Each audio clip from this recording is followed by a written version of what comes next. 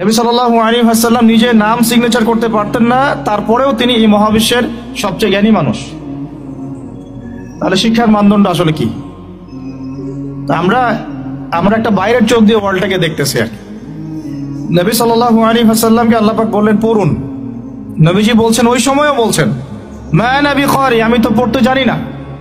তখন জিবরাইল আলাইহিস সালাম তাকে চেপে ধরলেন খুব শক্ত করে, আবার ছেড়ে দিয়ে বলছেন ইকরা, পড়ুন। তিনি আবারও বলছেন মা আনা বিকারি, আমি তো পড়তে জানি না, আমি তো পড়তে শিখি নাই কখনো, আমি তো আলিফ বা তা চিনি না।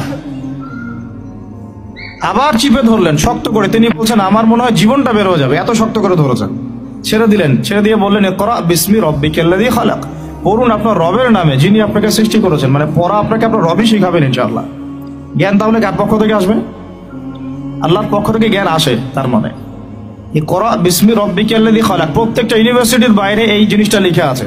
যত সেকুলার ইনস্টিটিউশন আছে যেখানে আল্লাহ বিরোধী সংবিধানও পড়ানো হয়, সেখানেও লেখা আছে ইকরা বিসমি রাব্বিকাল্লাযী খালাক, পড়ুন আপনার রবের নামে যিনি আপনাকে সৃষ্টি করেছেন। তাহলে ওই আয়াতটার কি ব্যাখ্যাটা বুঝলেন আপনারা?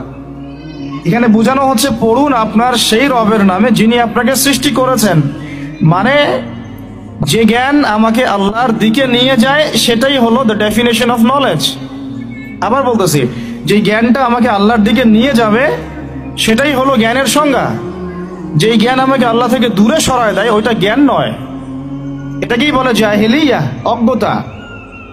এখন আমরা যদি একটু টপ টু বটম হিসাব করি যে কোন কোন সাবজেক্ট, কোন কোন জ্ঞানগুলো আমাদেরকে আল্লাহর দিকে নিচ্ছে আর কোন কোন সিস্টেম আমাদেরকে আল্লাহ থেকে দূরে সরাচ্ছে, ব্যাস নিজেরাই ক্যালকুলেশন করে বের করতে পারবো কোনটা নলেজ আর কোনটা what is the definition of knowledge. তো এখন কথা হচ্ছে এর পরের আয়াতে আল্লাহ পাক বলছেন যে ইকরা বিসমি রাব্বিকাল্লাযী খালাক, খালাকাল ইনসানা মিন আলাক। দেখো, মানুষ এমনি এমনি অটোমেটিক্যালি সৃষ্টি হয়নি, মানুষকে আল্লাহ পাক আলাক থেকে সৃষ্টি করেছেন।